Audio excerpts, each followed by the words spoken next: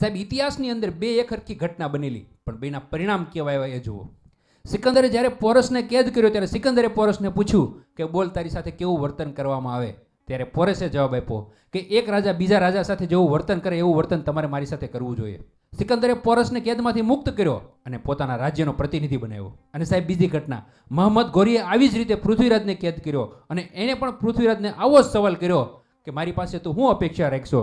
ત્યારે પૃથ્વીરાજે કીધું કે મેં તમને અનેક વખત જવા દીધા છે, તમારે પણ મારી સાથે સન્માનપૂર્વક વર્તન કરવું જોઈએ. પૃથ્વીરાજની આ માંગ બદલ મહંમદ ગોરીએની આંખો ફોડાવી નાખી અને મૃત્યુદંડની સજા કરવામાં આવી. સાહેબ એક સમાન બે ઘટના પણ પરિણામ જુદા જુદા. શા માટે? સાહેબ આ પ્રશ્નનો જવાબ સિકંદર અને મહંમદ ગોરીના જીવનની અંદર ઉતરીને ત્યારે ખ્યાલ આવે કે સિકંદરના શિક્ષક અને માર્ગદર્શક એરિસ્ટોટલ હતા, પણ કમનસીબે મહંમદ ગોરીને આવી કોઈ પણ વ્યક્તિની સંગત નહોતી. સાહેબ તમે કોની સાથે બેહો છો, કોની સાથે સમય વિતાવો છો, કોની સાથે રહ્યા પછી તમારા જીવનમાં શું શું પરિવર્તન આવ્યું, આ બધું ખૂબ મહત્વનું છે.